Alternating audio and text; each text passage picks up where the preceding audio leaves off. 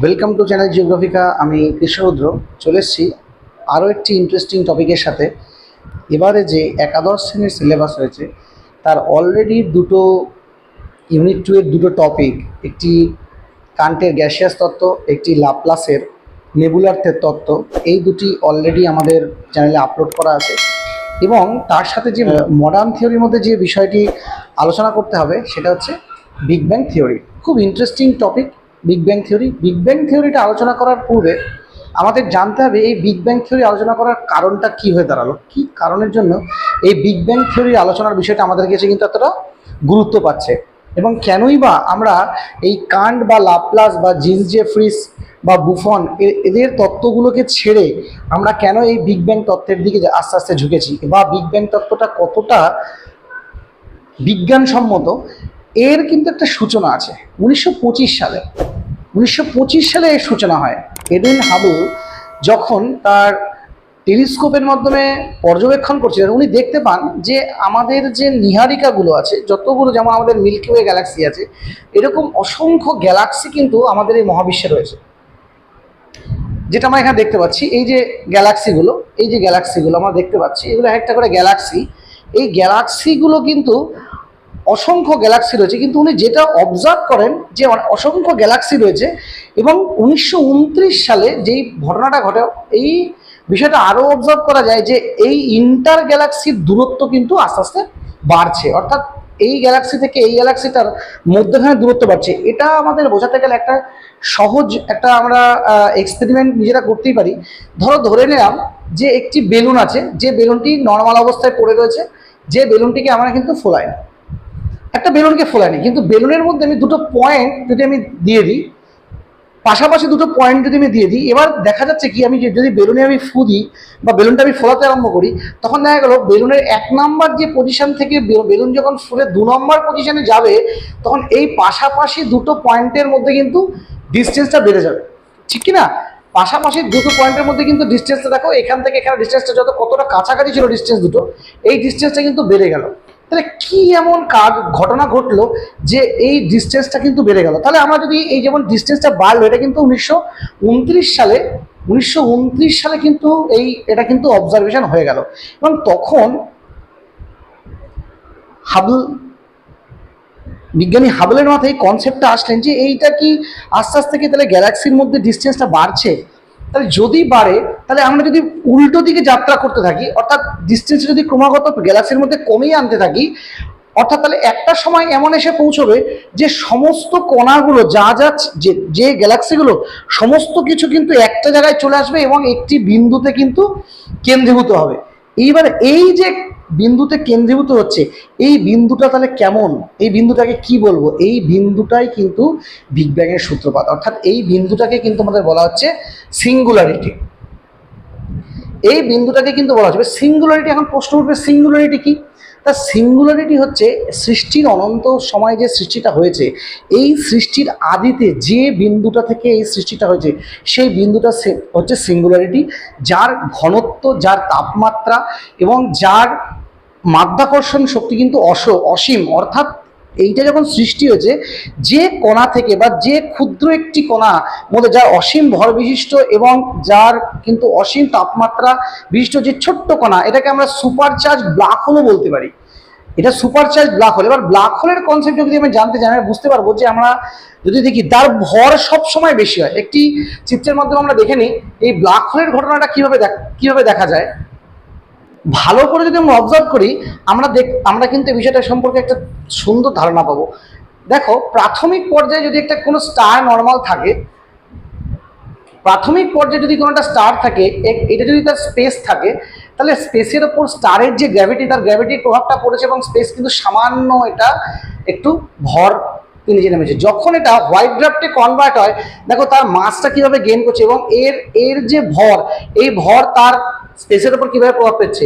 যখন neutron star হয়, তখন তার ভরটা কিভাবে প্রভাব পড়ে, এবং যখন ব্ল্যাক হোল হয়, দেখো কণার যে সাইজ, সেই সাইজ কতটা ছোট, কিন্তু তার যে ভর, তার ভর কত বেশি। অর্থাৎ তার জায়গাটা কিন্তু অসীম ঘনত্বের এবং তার মধ্যে অসীম পোটেনশিয়াল এনার্জি রয়েছে এবং সমস্ত এনার্জিগুলো কিন্তু এক জায়গায় রয়েছে। বোঝাতে পারছি? তাহলে সিঙ্গুলারিটি হচ্ছে এমন একটি অবস্থান, যে অবস্থান থেকে বিগ ব্যাংয়ের সূত্রপাত হয়, এবং সিঙ্গুলারিটি বা ছোট্ট যে কণাটি যেখান থেকে বিগ ব্যাং আরম্ভ হয় সেটি ছিল অসীম ভর বিশিষ্ট এবং অসীম তাপ বিশিষ্ট একটি কণা।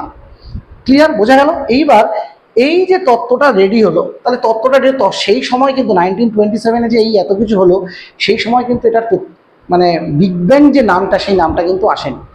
1949 সালে কিন্তু 1949 সালে কিন্তু এই নামটা আসে। এই দেখো, দেখে নাও, এটা এইটা সেই হচ্ছে সিঙ্গুলারিটি, যে সিঙ্গুলারিটিটা মানে এটা একটি ব্ল্যাক হোল। আমরা খুব ভালো মতো জানি যে যত আমরা ব্ল্যাক হোলের কাছে, ব্ল্যাক হোলের মাধ্যাকর্ষণ শক্তি এতটাই বেশি যে এখানে কিন্তু কোনো রকম আলো প্রবেশ করতে পারে না। দেখো, আলোটা কিন্তু এর চারিদিকে রিংয়ের আকারে কিন্তু আবর্তন করছে। দেখো, আলোর একটা রেখা, আলোর একটা সার্কেল কিন্তু চারিদিকে ঘুরছে, অর্থাৎ এই আলো কিন্তু এই ব্ল্যাক হোলটাকে কিন্তু ভেদ করতে পারে না। আলো এখানে এসে কার্ভ হয়ে যায়, আলোর যে পথ, সেই পথ কিন্তু বক্র হয়ে যায়। এটা হচ্ছে আমাদের মনে রাখতে হবে সিঙ্গুলারিটি। এবার দেখো 1949 সালে ব্রিটিশ ব্রডকাস্টিং কোম্পানির 1949 সালে একটি রেডিও বার্তা যায়। সেইখানে কিন্তু ফ্রড হয়েল বলে একজন বিজ্ঞানী ছিলেন, উনি কিন্তু এই বিগ ব্যাং শব্দটি প্রথম ব্যবহার করেন 1949-এ। তাহলে 1925 থেকে জার্নিটা স্টার্ট হলো, 1927, তারপরে 1949, এরপরে 60 এবং 65-র দশকে আরও দুজন বিজ্ঞানী কিন্তু এখানে আসেন। একজনের নাম ছিল আর্নো প্যাঞ্জিয়াস, আর আরেকজনের নাম ছিল হচ্ছে উইলসন। এনারা কি করেছিলেন? এনারা কিন্তু একটি রেডিও মাইক্রোওয়েভ একটা পর্যবেক্ষণ ওরা করছিলেন। এই পর্যবেক্ষণ করার সময় কিন্তু এই বিগ ব্যাং তত্ত্বের সম্পর্কে একটি দারুণ ধারণা ওরা কিন্তু জানতে পারে, এবং যার জন্য ওনারা কিন্তু নোবেল প্রাইজ প্রাপ্ত হয়। এর পরবর্তীকালে অ্যালান গুথ বলে একজন বিজ্ঞানী ছিলেন 1972 এর সময়। অ্যালান গুথ কিন্তু কসমিক ব্যাকগ্রাউন্ড সার্ভে এর মাধ্যমে পুরোপুরি প্রমাণ করতে সক্ষম হন যে এই বিগ ব্যাং এর ঘটনাটাকে অবশ্যই ঘটেছিল, এবং এই বিগ ব্যাং থেকে কিন্তু টোটাল বিষয়টার সৃষ্টি। তাহলে আমরা কতজনের নাম জানতে পারলাম? এডুইন হাবলের নাম জানতে পারলাম, ফ্রড হয়েলের নাম জানতে পারলাম, জর্জ গ্যামোর নাম জানতে পারলাম, উইলসনের নাম জানতে পারলাম, আর্নো পিয়াজেটের নাম জানতে পারলাম, এবং অ্যালান গুথের নাম জানতে পারলাম। এরা কিন্তু এই গোটা বিগ ব্যাং তত্ত্বটাকে কিন্তু পরপর 1925 থেকে আরম্ভ করে 1972 পর্যন্ত টোটাল তার ব্যাখ্যা দিয়েছেন, এবং তার মাধ্যমে কিন্তু আমরা একটা জানতে পারছি যে পৃথিবী যে সৃষ্টি হয়েছে, বা এই সৌরজগৎ যে সৃষ্টি হয়েছে, বা আমাদের সৃষ্টির ইতিহাসটাই বা কেমন, টোটাল জিনিস জানতে পারি। তাহলে সৃষ্টির সময় থেকে এই বিগ ব্যাংটা ঘটলো কি? আদেও কি বিগ ব্যাং বা বিস্ফোরণ ঘটেছিল?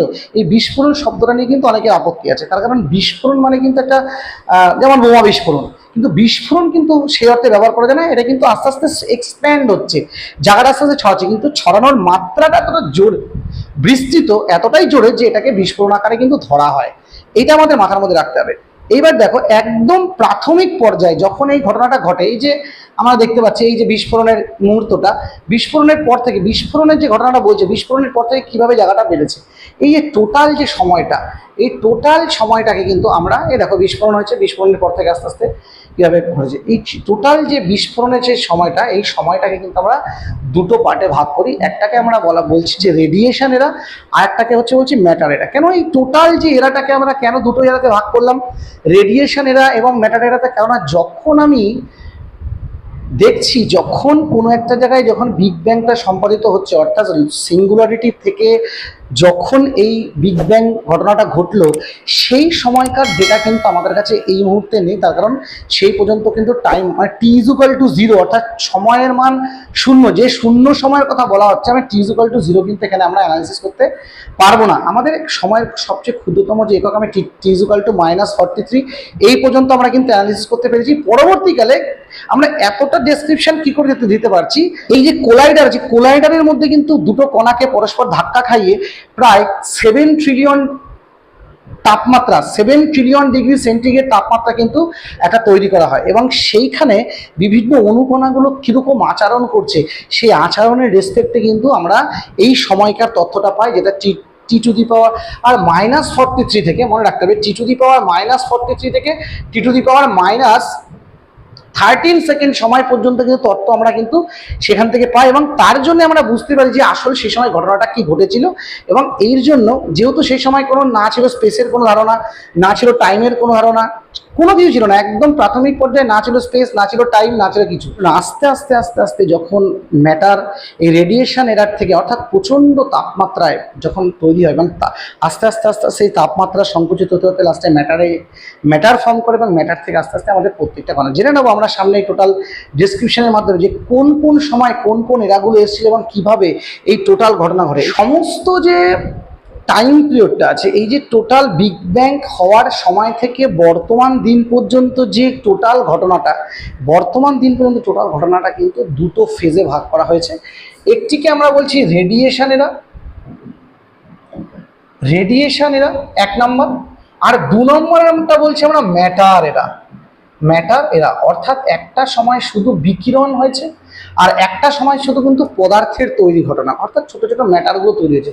তাহলে রেডিয়েশন যে এরাটা আছে, এই এরাটা কতগুলো পার্টে বিভক্ত। কি কি পার্টে বিভক্ত? সবার প্রথমে আছে প্লাঙ্ক এপক। আমাদের বুঝতে হবে যে এই যে টাইম পিরিয়ডগুলো বলা হচ্ছে, প্রত্যেকটা টাইম পিরিয়ডের কিন্তু একটা ইন্ডিভিজুয়াল বৈশিষ্ট্য আছে। একদম প্রাথমিক পর্যায়ে, একদম শুরুর দিকে, বিগ ব্যাং শুরুর দিকে, তার মানে আমাদের এখন যেমন মাধ্যাকর্ষণ শক্তি আছে, শুরুর দিকেও কিন্তু মাধ্যাকর্ষণ শক্তি ছিল। একদম আমি কি প্রথমেই বলে নিয়েছি যে সিঙ্গুলারিটি মানে কি? অসীম ভর বিশিষ্ট, তার অসীম একটা মাধ্যাকর্ষণ শক্তি, তার অসীম একটি টান ক্ষমতা থাকবে এবং তার একটা অসীম ভর বিশিষ্ট থাকবে এবং তার মধ্যে কোনো আলো প্রবেশ করতে পারবে না, এবং অর্থাৎ one kind of black hole, অসীম ভর বিশিষ্ট কণা এবং অসীম শক্তিশালী অসীম তাপমাত্রা, অসীম ভর এবং অসীম মাধ্যাকর্ষণ জনিত একটা কণা।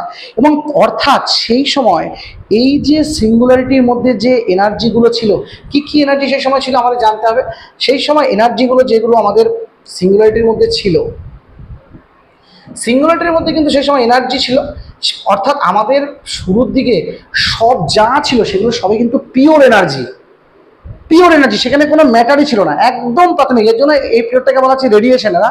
কোনো ম্যাটারই ছিল না, সব ছিল এনার্জি। তাহলে এই যে এনার্জিটা ছিল, এনার্জিটা কীভাবে অবস্থান করতো? কয়েকটা রূপে অবস্থান করতো। একদম ফার্স্ট যেটাকে আমরা বলছি গ্র্যাভিটি বা গ্র্যাভিটেশনাল পুল। 2 নম্বর হচ্ছে উইক ফোর্স, 3 নম্বর হচ্ছে স্ট্রং ফোর্স এবং 4 নম্বর হচ্ছে ইলেকট্রোম্যাগনেটিক ফোর্স। এই 4টে এনার্জি কিন্তু এই যে প্লাঙ্ক এপক এই সময় কিন্তু ছিল। এই সময় কিন্তু তাপমাত্রা ছিল মারাত্মক বেশি ছিল এবং এই সময় কিন্তু এই 4টে ফোর্স, যেটাকে আমরা বলছি ইউনিফোর্স, এই 4টে ফোর্স কিন্তু একত্রিত অবস্থায় ছিল, অর্থাৎ এই 4টে ফোর্স একসাথে জুড়ে ছিল। আমরা দেখিনি ঘটনাটা কিভাবে ঘটেছে পরপর। এই আমরা প্লাঙ্ক এপকে দেখতে পাচ্ছি তাপমাত্রা কত থাকছে? 10 টু দি পাওয়ার 40 কেলভিন তাপমাত্রা থাকছে, 10 টু দি পাওয়ার 40 কেলভিন। কি বলছে ঘটনাটা? টাইম অফ বিগ ব্যাং, যেই সময় বিগ ব্যাংটা ঘটলো ঠিক তার পরের কিন্তু ঘটনা প্লাঙ্ক এপক। এবং দেখো এই সময় কি দেখা যাচ্ছে, 4খানা যে ফোর্স আমাদের রয়েছে, gravity, strong nuclear, week nuclear এবং ইলেকট্রোম্যাগনেটিক, এরা কিন্তু 4টে ফোর্স এক জায়গায় থাকলো। প্লাঙ্ক এপকের পরে যখনই গ্র্যান্ড ইউনিফিকেশন স্টেজটা আসছে, অর্থাৎ যখন আস্তে আস্তে কি বললাম যে এই সময় কিন্তু আস্তে আস্তে এই যে বিগ ব্যাংটা হলো, আমি প্রথমেই বলে নিয়েছি যে যখন এডুইন হাবল যখন টেলিস্কোপের মাধ্যমে দেখলেন যে প্রত্যেকটা গ্যালাক্সি তার থেকে আস্তে আস্তে আস্তে আস্তে দূরে সরে যাচ্ছে, অর্থাৎ উনি কিন্তু ব্যাক ক্যালকুলেশন করে দেখার চেষ্টা করেছেন যে এই গ্যালাক্সি যেমন দূরে সরে যাচ্ছে, গ্যালাক্সিগুলোকে যদি কাছে নিয়ে আসি আস্তে আস্তে কিন্তু তাহলে একটা ছোট্ট বিন্দুতে এসে মিলে যাবে, যেটাকে আমরা সিঙ্গুলারিটি বলে আমরা এতক্ষণ ধরে জানলাম। এবার দেখছি গ্র্যান্ড ইউনিফিকেশন যে স্টেজটা আসছে, গ্র্যান্ড ইউনিফিকেশন স্টেজে কি হচ্ছে দেখা যাচ্ছে যে গ্র্যান্ড ইউনিফিকেশন স্টেজের একটা বৈশিষ্ট্য হচ্ছে এই সময় তাপমাত্রা 10 টু দি পাওয়ার 40 থেকে কমে আসলো কোথায়? 10 টু দি পাওয়ার 36 কেলভিন। এবং সময়টা দেখো, এই যে আমি একটু আগে বললাম যে সময়ের ক্ষুদ্রতম যে একক 10 টু দি পাওয়ার -43 সেকেন্ড, এই সময় কিন্তু থেকে আমরা এই সময় থেকে ডেটাটা আমরা পেয়েছি কোলাইডারের মধ্যে যে বিস্ফোরণ ঘটালাম সেই সময়, সেই জায়গা থেকে কিন্তু 10 টু দি পাওয়ার -43 সেকেন্ডের একটা ডেটা আমরা পেয়েছি। এই সময় কি দেখা গেছে যে এই সময় যে সুপার ফোর্স যে ছিল, 4টে সুপার ফোর্স, তার মধ্যে গ্র্যাভিটি কিন্তু strong nuclear, week nuclear, electromagnetic এবং গ্র্যাভিটি, এর থেকে কিন্তু এই বাকি 3টে থেকে কিন্তু গ্র্যাভিটি নিজেকে আলাদা করে নিল কোন সময়? এই গ্র্যান্ড ইউনিফিকেশন এপকে। বোঝা গেছে? এইবার দেখো যখনই গ্র্যান্ড ইউনিফিকেশন এপক হলো, এইটা হচ্ছে অরিজিনাল টাইম ইনফ্লেশন এপক। এইবার এই ইনফ্লেশন যে এপক, কেন অ্যালান গুথ এত ফেমাস হয়ে গেলেন এই যে ইনফ্লেশন, তার কিন্তু ইনফ্লেশন থিওরির জন্য কিন্তু অ্যালান গুথ কিন্তু ফেমাস হয়ে গেলেন। উনি কি বলেন, এই যে ভালো করে যদি জিনিসটাকে আমরা দেখতে পাবো, ভালো করে দেখলে দেখো এই হচ্ছে সেই সিঙ্গুলারিটি পজিশন। এখান থেকে কিন্তু এই যে যাত্রাটা ভালো করে দেখো, জিনিসটাকে বুঝলেই পরে আমরা টের পেয়ে যাব যে ঘটনাটা এখানে কি ঘটেছে। এই হচ্ছে সিঙ্গুলারিটি, এই হচ্ছে সিঙ্গুলারিটি, এবং সিঙ্গুলারিটি থেকে যখন এই যে বাড়ছে, এই যে তার ক্রমাগত বৃদ্ধি, আর এইখানে আমরা যে আসলে আমরা যে ইউনিভার্সটাকে দেখি আমাদের চোখ দিয়ে বা আমাদের যে টেলিস্কোপ দিয়ে যেটুকু দেখি, এটুকু হচ্ছে অবজারভেবল ইউনিভার্স। বোঝাতে পারছি? মানে আমরা যেটুকু দেখছি সেটা হচ্ছে অবজারভেবল, এর বাইরেও কিন্তু অনেকটা বড় জায়গা আছে, সেটা কিন্তু আমাদের চোখেই আসবে না, সেটা আমাদের চোখেই আসবে না। অবজারভেবল ইউনিভার্স মানে আমাদের যেইটুকু আমরা দেখতে পাচ্ছি ইউনিভার্সে, তুমি যেখান থেকে দেখো না কেন আমরা ওইটুকু ইউনিভার্সে দেখতে পারবো, এর বাইরে কিন্তু দেখতে পারবো না। আমরা এটাকে স্টাডি করি, এটাকে স্টাডি করে জানার চেষ্টা করি যে এর পেছনে কি হয়েছিল বা এর পরবর্তী সময়ে কি ঘটনাগুলো ঘটেছিল। তাহলে আমরা বুঝতে পারছি যে এই সিঙ্গুলারিটি পয়েন্টের যে ইনফ্লেশন হয়েছে, আস্তে আস্তে তার কণাগুলো আস্তে আস্তে ছড়িয়েছে। ছড়ানো মানে কি? ছড়ানো মানে কিন্তু যে ঘটনাটা ঘটবে সেটা হচ্ছে তাপমাত্রাটা কিন্তু কমবে। তাহলে ইনফ্লেশনারিটি, এই যে বলছে না বিস্ফোরণ হচ্ছে, বিস্ফোরণ মানে এই যে ইনফ্লেশন, এই যে ইনফ্লেটরি যে ব্যাপারটা, এইটা কিন্তু বিস্ফোরণ, যেটাকে আমরা বিস্ফোরণ, এবং এই বিস্ফোরণটাকে তুলনা করা যেতে পারে কেমন ধরনের বিস্ফোরণ হচ্ছে। বলছে যে ছোট্ট একটি কণা আলোর থেকেও তীব্র গতিতে তার বিকাশ হয়েছে, এবং বিকাশের বলে ছোট্ট একটি ধুলোর কণার থেকে যদি ফট করে লেবুর সাইজ হয়ে যায়, ঠিক যতটা বড় হবে ঠিক সেরকম ধরনের বৃদ্ধি কিন্তু এই ইনফ্লেটরি পিরিয়ড হচ্ছে। অর্থাৎ বলছে আলোর থেকেও বেশি গতিতে কিন্তু হয়েছে। এবার আমাদের মনে প্রশ্ন উঠতে পারে, আলোর থেকে বেশি গতিতে কি সম্ভব? হ্যাঁ, আলোর থেকে বেশি গতিতে অবশ্যই সম্ভব, কিন্তু ইউনিভার্সের মধ্যে কোনো কণার কিন্তু গতিবেগ আলোর থেকে বেশি হতে পারে না, এক্সেপ্ট ইউনিভার্স নিজে। ইউনিভার্স নিজে ছোট হচ্ছে এবং নিজেই সবচেয়ে বেশি বড় হচ্ছে, এবং এটাই সম্ভব একমাত্র আলোর থেকে বেশি গতিতে। এবং এই যে ঘটনাটা কিন্তু এই ইনফ্লেটরি পিরিয়ডে কিন্তু ঘটেছিল। ক্লিয়ার? এইবার দেখো পরের যে ঘটনাটা কি ঘটছে, ঠিক তার সেই সময় যখন ইনফ্লেটরি পিরিয়ডটা ঘটছে, সেই সময় দেখো আমাদের যে কোন কোন কণাগুলো ছিল এক্সট্রা, যে ইলেকট্রন, কোয়ার্ক এবং অ্যান্টি কোয়ার্ক, এই যে এই মূল দুটো কণা ইলেকট্রন কণা এবং কোয়ার্ক কণা, এই কণাগুলো কিন্তু সে সময় এই ইনফ্লেমেটরি পিরিয়ডে কিন্তু রেডি হচ্ছে। আস্তে আস্তে কিন্তু আমরা ম্যাটারের দিকে, অর্থাৎ যে এনার্জি থেকে ম্যাটারের দিকে আমরা কিন্তু এগোচ্ছি। এবার ভালো করে দেখো, টেম্পারেচার কিন্তু 10⁻³ কেলভিন আছে, এবং টাইমটা দেখো 10⁻⁻36, অর্থাৎ ইনফ্লেমেটরি পিরিয়ডে গেল। ইনফ্লেমেটরি পিরিয়ডের পরে যখনই আমাদের আসলো ইলেকট্রোউইক এপক, এই সময় যে ঘটনাটা ঘটে সেই সময়টা যে সবচেয়ে মারাত্মক। এবার দেখো গ্র্যাভিটি এবং স্ট্রং নিউক্লিয়ার এনার্জি, গ্র্যাভিটি এবং স্ট্রং নিউক্লিয়ার এনার্জি কিন্তু আলাদা হয়ে গেছে। একবার প্রথমে আমাদের গ্র্যাভিটিটা আলাদা হয়ে গেল এবং স্ট্রং নিউক্লিয়ারটাও কিন্তু এবার আলাদা হয়ে গেল। কোন সময়? ইলেকট্রোউইক এপকে এটা কিন্তু আলাদা হয়ে গেল। এবং দেখো টেম্পারেচার কিন্তু আস্তে আস্তে আরও কমছে, 10⁻20 কেলভিনে টেম্পারেচার নেমে গেছে। অর্থাৎ যত টেম্পারেচারটা কমতে আরম্ভ করবে, মনে রাখতে হবে, যত টেম্পারেচারটা কমতে আরম্ভ করবে, সাব অ্যাটমিক পার্টিকেল থেকে কিন্তু আস্তে আস্তে হ্যাড্রন অর্থাৎ প্রোটন এবং নিউট্রনের সৃষ্টির দিকে কিন্তু আমরা আস্তে আস্তে যেতে থাকবো। দেখো ভালো করে জিনিসটাকে। এবার দেখো কোয়ার্ক এপকে এসে যখন পৌঁছলো, যখনই কোয়ার্ক এপকে এসে পৌঁছলো, দেখো টেম্পারেচারটা 10⁻16 কেলভিন চলে আসলো, এবং টাইম পিরিয়ড দেখো 10⁻12। এইবার দেখো এই যে সাব অ্যাটমিক পার্টিকেলগুলো কিন্তু তৈরি হওয়া শুরু হয়ে গেছে। দেখো সাব অ্যাটমিক পার্টিকেল কিন্তু তৈরি হওয়া শুরু করে গেছে। এবার দেখো কোয়ার্ক এপকের পরে যখন হ্যাড্রন এপক আসলো, আমি একটু আগেই হ্যাড্রন কথাটা বললাম, যত টেম্পারেচারটা ডাউন হবে, ভালো করে মাথার মধ্যে খেয়াল রাখতে হবে, যত টেম্পারেচারটা ডাউন হবে ততই ওই সাব অ্যাটমিক পার্টিকেল থেকে আস্তে আস্তে কি হবে, প্রোটন এবং নিউট্রন সৃষ্টির দিকে এগিয়ে যাবে। অর্থাৎ আমি প্রথমেই বললাম যে সবার প্রথমে ম্যাগনেটিক ফোর্স যেটা আলাদা হয়ে গেছে, ঠিক তারপরেই আলাদা হয়ে গেল কে? ঠিক তারপরেই আলাদা হয়ে গেল স্ট্রং নিউক্লিয়ার, ঠিক তারপরে স্ট্রং নিউক্লিয়ার আলাদা হয়ে গেল। এইবার স্ট্রং নিউক্লিয়ার যখন আলাদা হয়ে যাচ্ছে ইলেকট্রোউইক এপকে, আস্তে আস্তে দেখা যাচ্ছে যে এই কোয়ার্ক এপকে তাপমাত্রা কমার জন্য সাব অ্যাটমিক পার্টিকেলগুলো সৃষ্টি হচ্ছে, এবং পরবর্তীকালে তাপমাত্রা আরো নিচে নেমে যাওয়ার জন্য ওই সাব অ্যাটমিক পার্টিকেল থেকে হ্যাড্রন এপকে, ওই হ্যাড্রন কথাটার মানে হচ্ছে প্রোটন এবং নিউট্রন, এবং হ্যাড্রন এপকে কি দেখা যাচ্ছে যে প্রোটন এবং নিউট্রন কণার কিন্তু সৃষ্টি হলো। অর্থাৎ আমরা কিন্তু আস্তে আস্তে ম্যাটার সৃষ্টির দিকে এগিয়ে যাচ্ছি, এবং আস্তে আস্তে কিন্তু ম্যাটার, দেখো তাপমাত্রা কোথায় নেমে এসছে, 10⁻10 কেলভিনে নেমে এসছে, এবং দেখো 10⁻⁻, আমরা কি বলেছি 10⁻⁻43 সেকেন্ড, অর্থাৎ আমরা কিন্তু এখানে 1 সেকেন্ডও সৃষ্টি হয়নি, অর্থাৎ 1 সেকেন্ডও বিগ ব্যাং সৃষ্টির সময় থেকে 1 সেকেন্ডের মধ্যবর্তী সময়ের কথা আমরা আলোচনা করছি। আমরা তো ঘড়িতে এখন দেখিনি চট করে 1 সেকেন্ড হয়ে গেল। এবার বুঝে নাও যে সময় কতটা স্লো চলছে। আমরা কেমন, আমরা যদি এখান থেকেই তো টাইম ট্রাভেলের কিন্তু গল্পটা আসে, অর্থাৎ যত আমি হাই ডেনসিটি ম্যাটারের দিকে যাব তত সেখানে কিন্তু সময়টা আস্তে আস্তে স্লো হয়ে যাবে।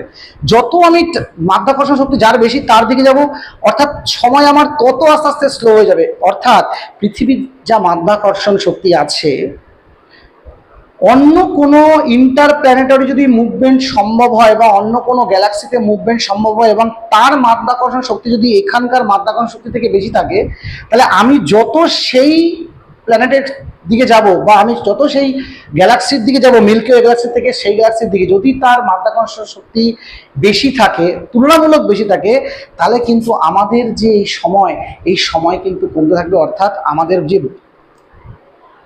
টাইম, এই টাইমের গতি কিন্তু স্লো হয়ে যাবে, যেটা কিন্তু আমরা দেখো 1 সেকেন্ড ঘড়িতে হতে একটু সময় লাগে না, কিন্তু দেখো আমরা কিন্তু এখনো বিগ ব্যাং সৃষ্টির সময় থেকে কিন্তু 1 সেকেন্ড টাইমের মধ্যে এসে কিন্তু পৌঁছতে পারেনি। এবার ভালো করে দেখো 10⁻6 সেকেন্ডে হ্যাড্রন এপকটা যখন আসলো, অর্থাৎ প্রোটন এবং নিউট্রন কিন্তু সৃষ্টি হয়ে গেল। এইবার লাস্টের দুটো, এই যে রেডিয়েশন এরার লাস্টের দুটো টাইম আসলো, অর্থাৎ লেপটন এপক এবং নিউক্লিয়ার এপকে এসে পৌঁছালো, তখন আমরা দেখতে পাচ্ছি কি, দেখো এই প্রোটন এবং নিউট্রন মিলে, প্রোটন এবং নিউট্রন যেটা এর আগের যে জায়গাটাতে তৈরি হলো কি হ্যাড্রন এপক, হ্যাড্রন এপকে যেমন প্রোটন এবং ওই যে সাব অ্যাটমিক পার্টিকেল যেটা আমাদের সৃষ্টি হয়েছিল মনে পড়ছে, ইলেকট্রোউইক এককে ইলেকট্রোউইক এপকে যে গ্র্যাভিটি এবং স্ট্রং এর থেকে যখন বাকি দুটো যে এনার্জি আলাদা হয়ে গেল, অর্থাৎ ইলেকট্রোম্যাগনেটিক এবং উইক নিউক্লিয়ার ফোর্স আলাদা হয়ে গেল, ঠিক সেই সময়ের পরবর্তী সময় যখন তাপমাত্রা আস্তে আস্তে কমতে আরম্ভ করে, সেই সময় প্রচুর তাপমাত্রা -10⁻16 কেলভিন, সেই সময় যে সাব অ্যাটমিক পার্টিকেলগুলো সৃষ্টি হয়েছিল, পরবর্তীকালে এই সাব অ্যাটমিক পার্টিকেলগুলো যখন জুড়ে গিয়ে কি তৈরি করছে, আস্তে আস্তে প্রোটন এবং নিউট্রন তৈরি করছে, যেটাকে আমরা হ্যাড্রন একসাথে বলছি। এবার এই দেখো যেই প্রোটন এবং নিউট্রন তৈরি হয়ে গেল, পরবর্তীকালে কিন্তু লেপটন এবং নিউক্লিয়ার এপকে এই প্রোটন এবং নিউট্রনগুলো কিন্তু পরস্পর সঙ্গে জুড়তে আরম্ভ করলো, এবং প্রথম যে কেমিক্যাল কম্পাউন্ডটা তৈরি করলো, সেই কেমিক্যাল কম্পাউন্ডটাকে আমরা বলছি কিন্তু হিলিয়াম। ফার্স্ট তাহলে দেখো কেমিক্যাল কম্পাউন্ড কিন্তু তৈরি হয়ে গেল, যেটাকে আমরা কিন্তু নাম দিচ্ছি হিলিয়াম। দেখো হিলিয়ামের কিন্তু ফরমেশন কিন্তু হয়ে গেল। তাহলে আমরা হিলিয়ামকে কেমিক্যাল কম্পাউন্ডেশন পেলাম। এর পরবর্তীকালে দেখা যাচ্ছে টেম্পারেচার কিন্তু আরো কমবে, এবং এই যে সাব অ্যাটমিক পার্টিকেল থেকে প্রোটন এবং নিউট্রনের যে আস্তে আস্তে রিকম্বিনেশন হবে, এই রিকম্বিনেশনের সাব অ্যাটমিক পার্টিকেল থেকে যে রিকম্বিনেশন প্রসেসের মাধ্যমে দেখা যাবে, এই দেখো এইটা হচ্ছে সেই হাইড্রোজেন এবং হিলিয়ামের নিউক্লিয়াস। অর্থাৎ এর আগে পর্যন্ত যখনই এই প্রোটন এবং এই যে মধ্যেখানে নিউক্লিয়াস এবং বাইরে যে ইলেকট্রনের দেখো একটা চক্র দেখা যাচ্ছে, মধ্যেখানে নিউক্লিয়াস এবং বাইরে যে ইলেকট্রনের একটা চক্র দেখা যাচ্ছে, প্রথম যে কণা আইদার হিলিয়াম প্রথম তৈরি হলো, পরবর্তীকালে রিকম্বিনেশন প্রসেসে কিন্তু হাইড্রোজেনে তৈরি হলো। এই যখনই হাইড্রোজেন এবং হিলিয়াম তৈরি হলো, অর্থাৎ আমরা কিন্তু চলে আসলাম রেডিয়েশন এরা থেকে ম্যাটার এরাতে। অর্থাৎ দুটো এরাতে আমরা প্রথমেই বলেছিলাম যে একদম ফার্স্টে যে দুটো এরাতে আমরা ভাগ করেছি আমাদের এই পৃথিবী সৃষ্টির ইতিহাসটাকে, বা আমরা বলতে পারি মহাবিশ্ব সৃষ্টির ইতিহাসটাকে।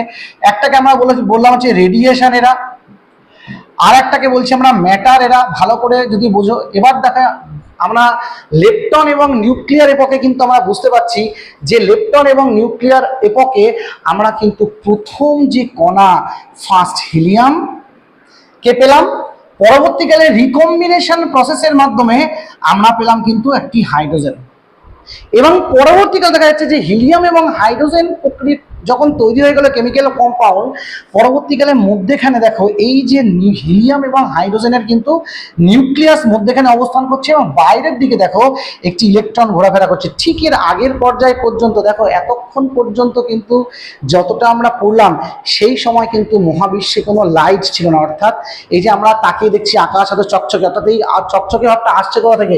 এই চকচকে ভাবটা আসছে হচ্ছে ফোটন কণা থেকে, ফোটন কণা। কিন্তু মুশকিল হচ্ছে ফোটন কণাটা এই পর্যায়ে ফোটন কণাটা তৈরি হলো, অর্থাৎ এই প্রথম কিন্তু চার্জ পার্টিকেল আমাদের এই এখানে ফোটন কণা তৈরি হলো। কিন্তু এর আগে কি হয়েছিল, তাপমাত্রা এত বেশি ছিল, তাপমাত্রাটা এতটাই বেশি ছিল, ওই সাব অ্যাটমিক যে পার্টিকেল আমাদের ছিল ইলেকট্রনিক এপকেরও আগে, সাব অ্যাটমিক পার্টিকেল যে ছিল, ওই সাব অ্যাটমিক পার্টিকেলের মধ্যে কিন্তু ফোটন কণাগুলো আটকে ছিল, ফোটন কণাগুলো কিন্তু আটকে ছিল, যেন মহাবিশ্ব কিন্তু পুরো ব্ল্যাক কালারের ছিল সেই সময়। কিন্তু যেই মুহূর্তে বাইরে ইলেকট্রন চলে আসলো এবং এই মধ্যেখানে হাইড্রোজেন বা হিলিয়ামের যে নিউক্লিয়াস চলে আসলো, তখন কিন্তু এই ফোটন কণাটা কিন্তু উন্মুক্ত হয়ে গেল এবং মহাবিশ্ব কিন্তু প্রথমবারের জন্য আলোকিত হলো এবং মহাবিশ্ব কিন্তু আলোক পেল, সেটা আমরা দেখতে পাচ্ছি। অর্থাৎ ফোটন কণা মুক্ত হলো এবং আমরা আস্তে আস্তে আলোকের দিকে যাত্রা করতে শুরু করবো। এবং হিলিয়াম এবং হাইড্রোজেন যখনই তৈরি হয়ে গেল, এরপরেই কিন্তু আস্তে আস্তে আস্তে আস্তে আমাদের মহাবিশ্ব সৃষ্টির প্রক্রিয়াটা কিন্তু আরো গতি। এই যে আমরা রিকম্বিনেশন প্রক্রিয়ার কথাটা বললাম, তাহলে রিকম্বিনেশন প্রক্রিয়াটা ঘটলো ওই যে যখনই আমাদের এই যে একটা মধ্যেখানে নিউক্লিয়াস এবং চারদিকে ইলেকট্রন তৈরি হলো, তার প্রথম যে হিলিয়াম উপাদানটা তৈরি হলো, হিলিয়াম উপাদানের পরবর্তীকালে কিন্তু রিকম্বিনেশন প্রসেস স্টার্ট হলো। যখনই প্রথম হিলিয়াম কণাটা তৈরি হলো, হিলিয়াম কণা তৈরির ঠিক পরবর্তীকালেই যে অ্যাটমিক এপক আসলো, অর্থাৎ এই অ্যাটমিক এপকটা কোন সময়কার আমাদের বুঝতে হবে। এই অ্যাটমিক এপকটা কিন্তু আমাদের ম্যাটার এরার, কেননা হিলিয়াম কণা অলরেডি কিন্তু গঠন হয়ে গেছে, হিলিয়াম কণা কিন্তু অলরেডি গঠন হয়ে গেছে এবং হাইড্রোজেন কণাও রিকম্বিনেশন প্রক্রিয়া কিন্তু এরকম, হাইড্রোজেন কণাও কিন্তু রিকম্বিনেশন প্রক্রিয়া, হাইড্রোজেন কণা গঠন হয়ে গেছে এবং এখন হিলিয়াম এবং হাইড্রোজেন চলে এসছে, পরমাণু গঠন হয়ে গেছে, বাইরে ইলেকট্রনের সোর্স চলে এসছে এবং মহাবিশ্ব কিন্তু আলোকিত হয়ে গেছে, যেটা আমি একটু আগেই বলছিলাম, মহাবিশ্ব আলোকিত হয়ে গেছে। এবং ভালো করে দেখো আমাদের অ্যাটমিক আস্তে আস্তে কিন্তু অ্যাটম বা আমাদের কিন্তু পরমাণু গঠনের প্রক্রিয়া চলে আসলো, মহাবিশ্ব কিন্তু আলোকিত হয়ে গেল। অর্থাৎ এবং তাপমাত্রা দেখো কত কমে গেছে, যে তাপমাত্রাটা আমরা এতক্ষণ ধরে হিসাব করছিলাম to the power 10 to the power 40, 10 to the power 36, এই যে আমরা এখন দেখো তাপমাত্রাটা কিন্তু 3000 কেলভিন চলে আসলো। অর্থাৎ 3000 কেলভিন যখনই আসলো, ঠিক সেই সময় কিন্তু রিকম্বিনেশন প্রক্রিয়াটা কাজ করলো, হাইড্রোজেনকে তৈরি করলো, তাপমাত্রাটা কমে দিল এবং অ্যাটমিক এপকটা কিন্তু কমপ্লিট হয়ে গেল বিগ ব্যাং এর ঠিক তার পরবর্তী এককে ফলে এই যে হাইড্রোজেন এবং হিলিয়াম কণা তৈরি হলো। হাইড্রোজেন আর হিলিয়াম কণা তো আর চুপচাপ বসে থাকবে না, হাইড্রোজেন এবং হিলিয়াম কণা মিলে কি করলো, গ্যালাকটিক এপক তৈরি করলো। আমি আস্তে আস্তে তার মানে আমরা কিন্তু গ্যালাক্সি তৈরির দিকে যাচ্ছি এবং এই যে গ্যাসিয়াস উপাদানটাকে দেখতে পাচ্ছি গ্যালাকটিক এপকে, সেই সময় কি হলো, সারা জায়গা জুড়ে স্পেসের মধ্যে সারা জায়গা জুড়ে হিলিয়াম এবং হাইড্রোজেন গঠিত মেঘে ভরে গেল, টোটাল জায়গাটা মেঘে ভরে গেল। এবং হিলিয়াম এবং হাইড্রোজেন যখনই পরস্পরের মাধ্যমে ফিউশন তৈরি করলো, এই ফিউশনের মাধ্যমে তৈরি হলো কিন্তু ফার্স্ট স্টার, যেটাকে আমরা স্টেলার এপক হিসাবে জানছি। ফার্স্ট স্টার অর্থাৎ ফার্স্ট জেনারেশন স্টার। অর্থাৎ কিভাবে ঘটনাটা ঘটলো, স্টার ফরমেশনটা কিভাবে ঘটলো, এই যে হিলিয়াম এবং হাইড্রোজেন আসলো, এই হিলিয়াম এবং হাইড্রোজেন কণা পরস্পরের মাধ্যাকর্ষণ শক্তির প্রভাবে পরস্পরের সাথে কিন্তু জুড়ে গেল, জুড়ে গিয়ে প্রথম যে স্টার গঠন করলো, ঠিক স্টার গঠনের সঙ্গে সঙ্গে কিন্তু এই স্টেলার পিরিয়ড গঠন হচ্ছে। অর্থাৎ একটা স্টার, অর্থাৎ ফার্স্ট জেনারেশন স্টার এবং একাধিক স্টার যখন জুড়ে যাচ্ছে, clusters of star.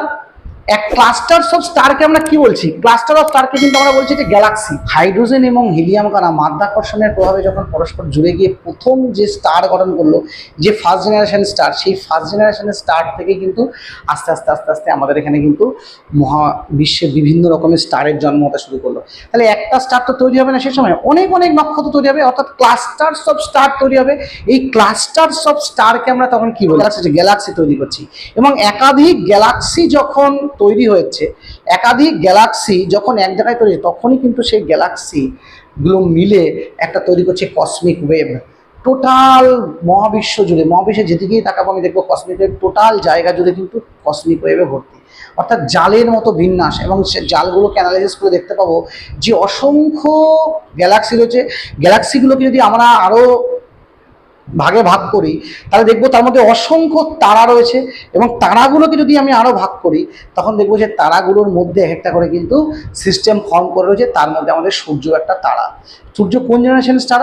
Second generation. এবার কি হলো, ওই যে স্টারটা প্রাথমিক পর্যায়ে স্টার তৈরি হলো, সেই স্টার কিন্তু যথেষ্ট বড় স্টার ছিল, এবং এই স্টারগুলো কি করলো, একটা সময় পরে কি হলো, স্টারগুলো কিন্তু বিস্ফোরিত হয়ে যায়। কীভাবে বিস্ফোরিত হচ্ছে? স্টারের মধ্যে থাকা হিলিয়াম এবং হাইড্রোজেন যে পরস্পরের মধ্যে বিক্রিয়া করছে, পরস্পরের সাথে রিয়াকশান করছে, এই রিয়াকশানের প্রভাবে প্রচুর পরিমাণে নতুন নতুন নতুন নতুন কণা হতে আরম্ভ করলো, এবং একটা সময় সুপারনোভা বিস্ফোরণ ঘটে, এবং এই সুপারনোভা বিস্ফোরণের মাধ্যমে কিন্তু ফার্স্ট জেনারেশনের স্টার নষ্ট হয়ে যায়, এবং টোটাল মহাবিশ্ব জুড়ে কিন্তু প্রচুর ধূলিকণা ছড়িয়ে দেয়, প্রচুর পরিমাণ ধূলিকণা ছড়িয়ে দেয়। এবং তখন সেই ধূলিকণার থেকে কিন্তু ওই প্রাথমিক পর্যায় থেকে কিন্তু তৈরি হয় সেকেন্ড জেনারেশন স্টার, যেটাকে আমরা আমাদের সূর্য হিসেবে দেখছি। আমাদের সূর্য কিন্তু ফার্স্ট জেনারেশন স্টার নয়, কিন্তু ওই হিলিয়াম এবং হাইড্রোজেন কণা থেকে কিন্তু এই আমাদের সূর্যের সৃষ্টি হয়েছে। এবং এই সূর্য যখন দেখা যাচ্ছে কি, এই যে ডাস্টগুলো সুপারনোভা বিস্ফোরণের মাধ্যমে ছড়িয়ে গেছে, এই ডাস্টগুলো পরবর্তীকালে কী হয়েছে, ছোট ছোট যে ডাস্টগুলো আছে সেই ডাস্টগুলো কিন্তু একত্রিত হয়ে পরবর্তীকালে আমাদের এখানে কিন্তু প্ল্যানেট এবং স্যাটেলাইটস, এবং প্রত্যেকটা প্ল্যানেটের নিকটবর্তী অংশ কিন্তু স্যাটেলাইট হিসাবে আমাদের কাছে চলে আসে। তাহলে আমরা বুঝতে পারছি যে স্টেলার এপকে কী হয়েছে। স্টেলার এপকে এই যে হিলিয়াম এবং হাইড্রোজেন যে কণা থেকে যে স্টার তৈরি হলো, স্টার তৈরি হওয়ার পরে সেই মহাবিশ্বের প্রচুর যে ধূলিকণা সুপারনোভা বিস্ফোরণের ফলে ছিল, এই যে ডাস্ট পার্টিকেল, যে চারিদিকে ডাস্ট পার্টিকেল ছড়িয়ে গেল সুপারনোভা বিস্ফোরণের ফলে, ওই ডাস্ট পার্টিকেলগুলো কিন্তু আস্তে আস্তে আস্তে আস্তে মাধ্যাকর্ষণ শক্তির প্রভাবে অপেক্ষাকৃত বড় যে ডাস্ট পার্টিকেল, সেই ছোটো ডাস্ট পার্টিকেলগুলোকে নিয়ে কিন্তু আস্তে আস্তে আস্তে আস্তে প্ল্যানেট গঠন করলো, এবং প্ল্যানেটের কাছাকাছি থাকা কোনো ছোটো ডাস্ট পার্টিকেল অন্য ডাস্ট পার্টিকেলগুলোকে নিয়ে কিন্তু স্যাটেলাইট গঠন করলো। এইভাবে শুধুমাত্র পৃথিবী বলে নয়, পৃথিবী থেকে শুরু করে সমস্ত প্ল্যানেটের ফরমেশন কিন্তু এভাবে হলো।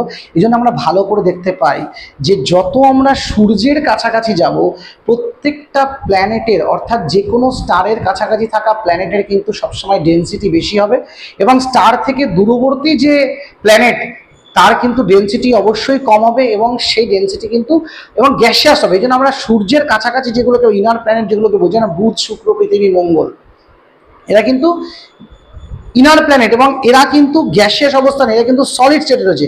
পরবর্তীকালে বৃহস্পতি, শনি, ইউরেনাস, নেপচুন, এরা কিন্তু গ্যাসিয়াস অবস্থা রয়েছে, এবং এরা কিন্তু দেখে এদেরকে বড় মনে হলেও আসলে কিন্তু ভেতরে কিন্তু গ্যাসিয়াস স্টেটে রয়েছে। এবং এর থেকে আমরা বুঝতে পারি কি, যে বিগ ব্যাং থিওরি কিন্তু প্রকৃত ব্যাখ্যা দিয়েছে আমাদের এই পৃথিবীর সৃষ্টি। পৃথিবী, এবং শুধু পৃথিবী নয়, পৃথিবীর মতো অসংখ্য গ্রহ, উপগ্রহ সৃষ্টি সম্পর্কে, স্টার সৃষ্টি সম্পর্কে, এবং যদি আমরা এই থিওরিটা মেনে নিই, ঠিক একই রকমভাবে কিন্তু মাল্টিভার্স, যেটা আমরা অ্যাভেঞ্জার সিনেমা দেখেছি, মাল্টিভার্সের কনসেপ্ট, এই মাল্টিভার্সও কিন্তু এই একই প্রক্রিয়া সৃষ্টি হচ্ছে। অর্থাৎ বিগ ব্যাং থিওরি কিন্তু একটি বর্তমান যুগের বৈজ্ঞানিক থিওরির মধ্যে সবচেয়ে ইম্পর্ট্যান্ট থিওরি হচ্ছে বিগ ব্যাং থিওরি, যেই থিওরির দ্বারা কিন্তু আমরা খুব সহজেই বুঝতে পেরে যাই যে আমাদের এখানে কিন্তু বিগ ব্যাং থিওরি অনুযায়ী কিন্তু পৃথিবী থেকে শুরু করে সমস্ত, যে পৃথিবী যেমন একটি প্ল্যানেট, বাকি প্ল্যানেটগুলো সৃষ্টি হয়েছে এবং স্টার সৃষ্টি হয়েছে। পূর্বে যে তত্ত্বগুলো ছিল সেই তত্ত্বগুলো কিন্তু ইনভ্যালিড বলে প্রমাণিত হয়, এবং বিগ ব্যাং থিওরি কিন্তু ব্যাখ্যা দেয় যে পৃথিবীর সৃষ্টি, যদিও বা আরও যদি বেশি টেম্পারেচার, যেটা আমরা বললাম যে কোলাইডারের মধ্যে যদি আরও বেশি টেম্পারেচার তৈরি করা যায়, অর্থাৎ সেই টেম্পারেচারের পর্যায়ে যদি বিগ ব্যাং সৃষ্টির সময় পর্যন্ত, তখন কিন্তু আমরা এক্স্যাক্টলি বুঝতে পারবো যে বিগ ব্যাংয়ের মুহূর্তে কি ঘটনাটা ঘটেছিল, বিগ ব্যাং এর মুহূর্তে কণাগুলো কেমন বিহেভ করেছিল। এইভাবে কিন্তু আমাদের বিগ ব্যাং থিওরিটা ব্যাখ্যা করা যায়, এবং বিগ ব্যাং থিওরিটি খুব ইন্টারেস্টিং একটি তত্ত্ব। তাহলে আমরা নিশ্চয়ই বুঝতে পারলাম এই বিগ ব্যাং থিওরির মাধ্যমে কিভাবে রেডিয়েশন এরা এবং ম্যাটার এরার মাধ্যমে পরপর প্রথমে আস্তে আস্তে আস্তে আস্তে প্রথমে কণা তৈরি হলো, তারপর ইলেকট্রন তৈরি হলো, প্রোটন তৈরি হলো, হিলিয়াম তৈরি হলো, হাইড্রোজেন তৈরি হলো, হিলিয়াম হাইড্রোজেনের মিক্সচার হলো, হিলিয়াম হাইড্রোজেনের মিক্সচারের ফলে স্টার তৈরি হলো, স্টার থেকে কি করে স্টারের বিস্ফোরণের মাধ্যমে ডাস্ট তৈরি হলো, ফার্স্ট সেকেন্ড জেনারেশনের স্টার তৈরি হলো হিলিয়াম হাইড্রোজেন থেকে, এবং তারপরে কি করে প্রত্যেকটি ডাস্ট পার্টিকেল ছিল, সেই ডাস্ট পার্টিকেল থেকে কিন্তু তৈরি হলো আমাদের গ্রহ উপগ্রহ। এবং সবার শেষে আমাদের সৌরজগৎকে নিয়ে যদি বলি, সবার শেষে কি হয়, এই ডাস্ট পার্টিকেলগুলো যখন অবস্থান করে শেষে যখন সমস্ত ফরমেশন কমপ্লিট হয়, যেখানে একটা প্রচণ্ড ঝোড়ো হাওয়া অর্থাৎ সোলার উইন্ড ফর্মেশন হয়, এই সোলার উইন্ডের ফলে কিন্তু যে ছোট ছোট বালুকণা, ধূলিকণা, ডাস্টকণা ছিল, সেটা সোলারের যে আমাদের যে সৌরজগতের থেকে সেগুলো কিন্তু বাইরে নিক্ষেপ করে দেয়, এবং সূর্য এবং তার আশেপাশে 8টি গ্রহ আমরা কিন্তু টোটাল ব্যাখ্যা পেয়ে যাই আমাদের এই সৌরজগতের ফরমেশনে। অর্থাৎ আমরা আজকে যে বিগ ব্যাং থিওরি বললাম, বিগ ব্যাং থিওরি কিন্তু পূর্বের থিওরিগুলোকে ভুল প্রমাণ করে এটা ব্যাখ্যা দিতে সমর্থ হলো যে সূর্য থেকে যে গ্রহগুলো সৃষ্টি হয়েছে এটা বলাটা সঠিক নয়, এবং তার কিভাবে প্ল্যানেট তৈরি হলো, কিভাবে স্টার তৈরি হলো, তার প্রকৃত ব্যাখ্যা কিন্তু আধুনিকতম মতবাদ বিগ ব্যাংয়ের মাধ্যমে আমরা পেয়ে থাকি। তাহলে আশা করি তোমাদের বিগ ব্যাং থিওরি সম্পর্কে তো ধারণা ক্লিয়ার হয়েছে। দেখা হচ্ছে নেক্সট কোনো একটি ইন্টারেস্টিং ভিডিওর সঙ্গে। ততক্ষণের জন্য সঙ্গে থাকো, দেখতে থাকো চ্যানেল জিওগ্রাফিক্যাল। Thank you.